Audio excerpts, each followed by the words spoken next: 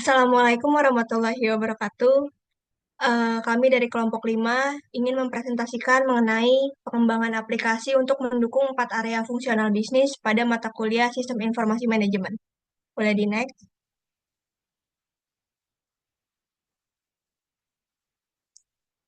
Di sini kami beranggotakan 5 orang dengan saya sendiri Syifa Tunisia dan rekan saya Ulul Azmi, Dava, Hasna, dan juga Andra.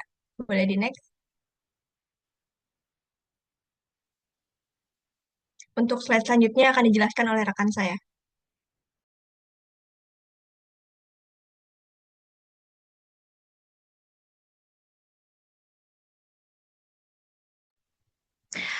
Baik, kita akan mulai pengenalan mengenai SAP. Jadi, System Application and Product in Data Processing atau SAP adalah salah satu software atau perangkat lunak perencanaan sumber daya perusahaan atau dikenal dengan istilah Enterprise Research Planning ERP yang didirikan pada tahun 1972 di Jerman. SAP ini telah berkembang menjadi salah satu solusi teknologi bisnis paling komprehensif dan banyak digunakan di dunia. SAP ini dirancang untuk mengintegrasikan berbagai fungsi bisnis ke dalam satu platform yang terpusat, sehingga membantu organisasi mengelola dan mengintegrasikan berbagai proses bisnis, mulai dari keuangan, sumber daya manusia, produksi, hingga rantai pasok. Lalu selanjutnya ada tujuan dari SAP ini. Jadi SAP ini memiliki tujuan untuk meningkatkan kecepatan proses bisnis, meningkatkan kualitas proses bisnis, meningkatkan konsistensi proses bisnis, efisiensi biaya, dan kemudahan pengelolaan data. Lalu target pengguna dari SAP ini yang pertama ada perusahaan besar, perusahaan multinasional, industri manufaktur, terus perusahaan teknologi dan IT, industri keuangan dan perbankan, perusahaan retail dan e-commerce, lalu perusahaan energi dan sumber daya alam, serta industri kesehatan. Lalu, bagaimana fungsionalitas dari SAP ini? Pertama, fungsionalitas SAP ini ada 8 modul. Yang pertama ada modul Finance and Control, jadi tugasnya itu untuk mengelola keuangan. Lalu yang kedua ada Production and Planning, jadi tugasnya untuk perencanaan dan pengendalian proses. Lalu yang ketiga ada modul Material Management untuk mengoptimalkan proses pengadaan. Lalu ada modul Sales and Distribution untuk meningkatkan efisiensi proses penjualan. Lalu ada model Human Research untuk mengintegrasikan proses SDM. Lalu ada modul Customer Relationship Management untuk meningkatkan kepuasan pelanggan. Lalu ada modul Quality Management untuk memastikan kualitas aman. Lalu yang terakhir ada modul Project System untuk mengintegrasikan perencanaan. Lalu selanjutnya akan dijelaskan oleh rekan saya. Oke, kita masuk ke bab 2. Bab itu ada isu manajemen, tantangan dalam pengolahan tim. Diversitas keterampilan tim SAP biasanya terdiri dari anggota dengan beragam latar belakang, mulai dari teknis, programmer, konsultan, hingga fungsional, pakar bisnis. Menyimbangkan dan mengoptimalkan keterampilan yang berbeda ini menjadi tantangan. Lalu yang kedua adalah tantangan dalam perencanaan proyek. Ruang lingkup proyek yang kompleks, sistem SAP sangat kompleks dan seringkali melibatkan integrasi dengan sistem lain. Mendefinisikan ruang lingkup proyek yang jelas dan terukur sejak awal adalah tantangan besar. Next.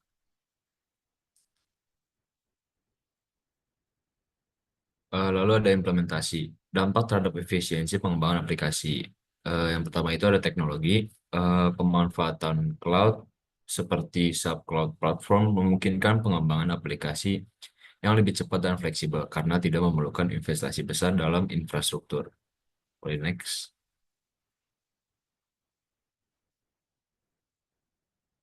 Lalu ada dampak terhadap efisiensi implementasi. Perencanaan yang matang, termasuk identifikasi stakeholder, analisis kebutuhan bisnis, dan pembuatan roadmap implementasi dapat mengurangi resiko kegagalan dan mempercepat waktu implementasi. Boleh next. Oke, selanjutnya akan dijelaskan oleh rekan saya. Oke, selanjutnya kita masuk ke isu teknologi. SAP menggunakan berbagai teknologi modern untuk meningkatkan performa, fleksibilitas, dan skalabilitas dalam pengelolaan proses bisnis. Berikut teknologi yang digunakan dalam SAP.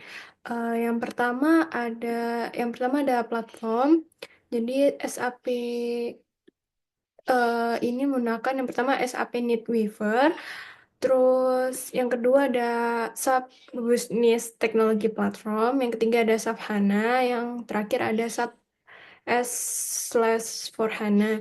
Yang kedua ada bahasa pemrograman.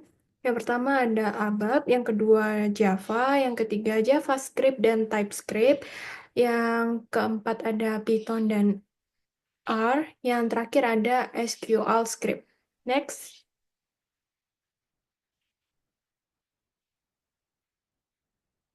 Nah, yang ketiga ada framework yang digunakan oleh SAP. Yang pertama ada SAP UI5, yang kedua ada Fiori, yang ketiga ada OData, dan yang terakhir ada Cloud Application Programming Model. Yang keempat ada integrasi API.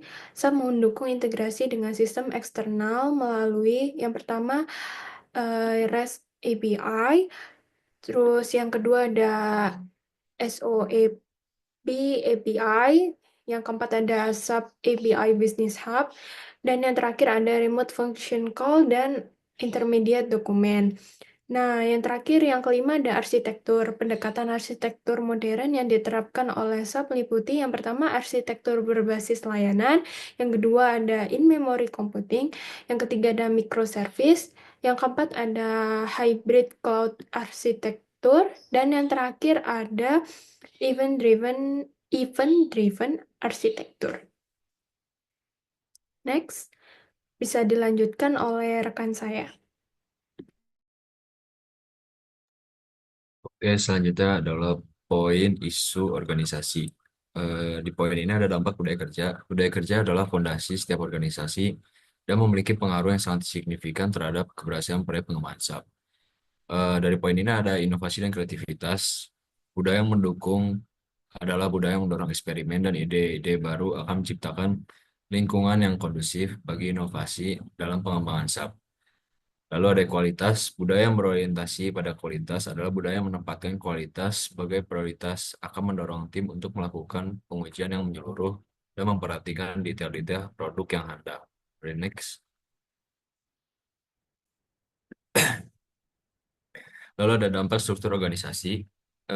Tim yang cross-fungsional adalah tim yang terdiri dari berbagai disiplin ilmu, misalnya pengembangan, desainer, dan bisnis analisis. Dapat meningkatkan efisiensi pengembangan dengan mengurangi waktu yang terbuang untuk koordinasi. Lalu yang terakhir itu ada dampak kebijakan internal. Kebijakan pengembangan penggunaan metodologi adalah pengembangan seperti Agile atau Waterfall akan mempengaruhi kecepatan dan fleksibilitas pengembangan. Next. Oke, selanjutnya akan dijelaskan oleh Neva.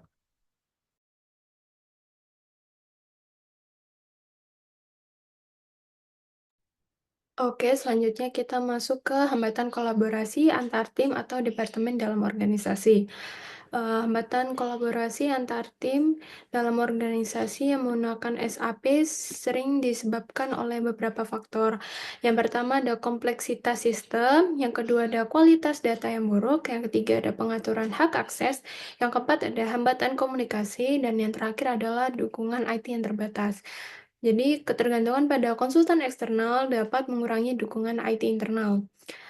Solusi yang dapat diberikan, yang pertama ada standarisasi proses bisnis, yang kedua ada pembersihan data rutin, yang ketiga ada pelatihan lintas modul, yang keempat ada portal kolaborasi, dan yang terakhir adalah implementasi alat modern.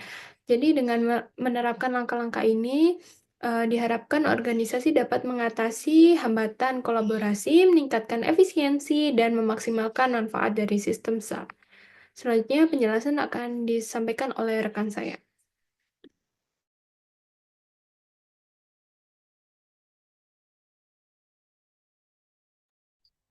Selanjutnya ada pendekatan solusi untuk 4 area fungsional bisnis.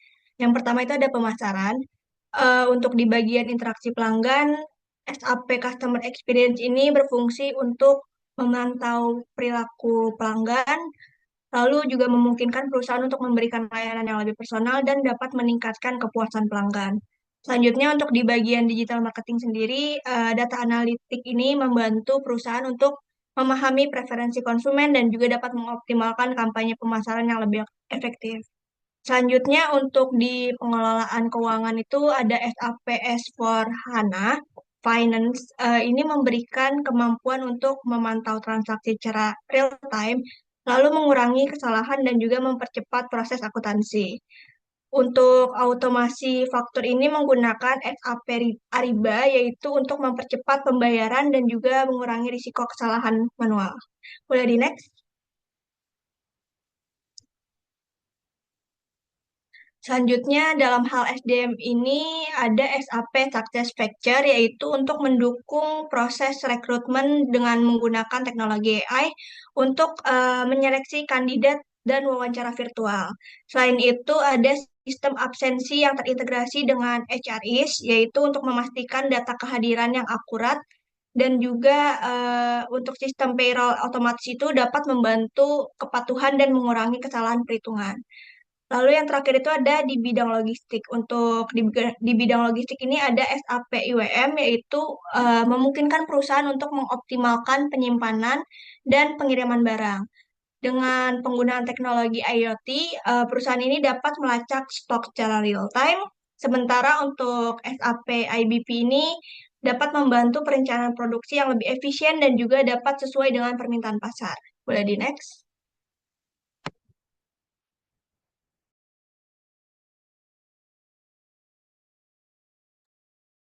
Ya, oke. Sekarang saya akan menjelaskan tentang penerapan solusi.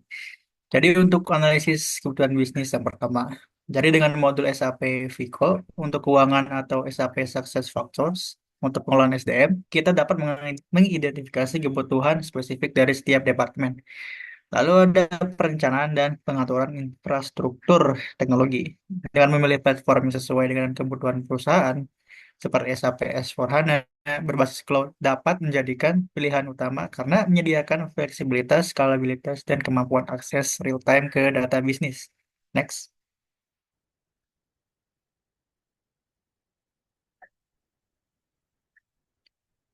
Lalu ada pengembangan aplikasi. Jadi framework seperti SAP UI5 atau Fiori dapat digunakan untuk membuat interface yang ramah pengguna dan CAP atau Cloud Application Programming Model untuk pengembangan yang berbasis cloud. Lalu ada integrasi antar departemen. Dengan menghubungkan modul SAP yang relevan di setiap departemen menggunakan protokol seperti OData atau SAP Gateway. Hal ini dapat memastikan data yang diubah di satu modul dan akan diperbarui secara otomatis di modul lainnya untuk menghindari inkonsistensi data. Next.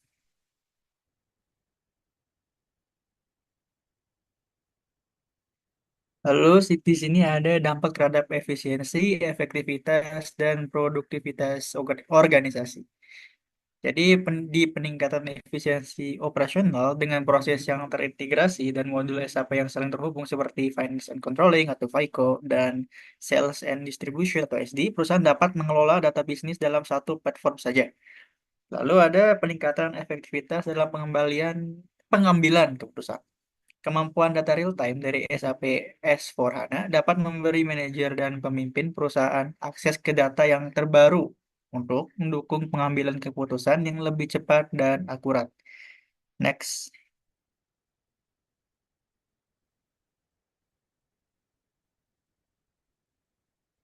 Lalu peningkatan produktivitas. Jadi adanya integrasi sistem memungkinkan adanya peningkatan kolaborasi antar tim. Misalnya, data yang diperbarui dari modul manajemen material atau MM akan secara otomatis tersedia ke modul penjualan dan distribusi atau SD, sehingga dapat mempercepat proses pengiriman produk ke pelanggan. Next.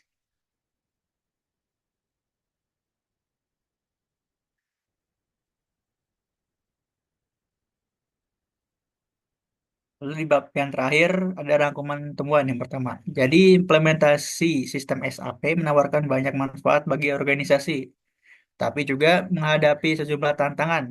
di sisi manajemen, tim dengan sistem SAP sering menghadapi kesulitan mengelola anggota dengan latar belakang yang berbeda dan ekspektasi yang tinggi terhadap hasil. Dari sisi teknologi, kompleksitas sistem SAP memerlukan perencanaan yang matang untuk mengintegrasikan berbagai modul seperti FICO dan HR.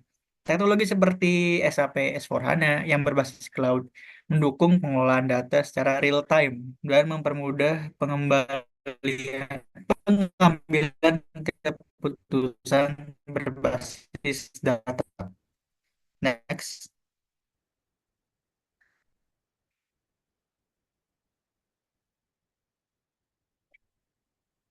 Pengimplementasian SAP mampu meningkatkan efisiensi dan produktivitas organisasi. Jadi dengan adanya otomatisasi, tugas-tugas administratif dan integrasi data antar departemen, proses kerja menjadi lebih cepat dan akurat. Next.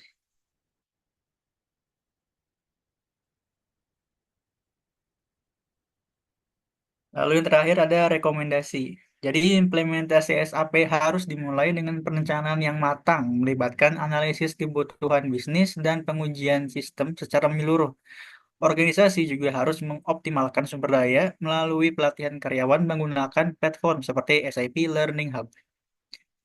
Untuk mengatasi tantangan manajemen, organisasi perlu meningkatkan komunikasi dan kolaborasi antar tim dengan menyediakan pelatihan terpadu tentang modul SAP.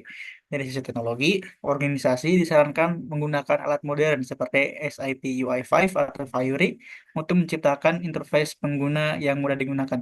Selain itu, adopsi SAP Business Technology atau BTP akan mendukung analitik data IoT dan pengembangan berbasis cloud yang lebih efisien. Oke, eh, sekian dari kami pembahasan tentang tugas akhir kami. Selebihnya mohon maaf, mohon dimaafkan. Terima kasih. Wassalamualaikum warahmatullahi wabarakatuh.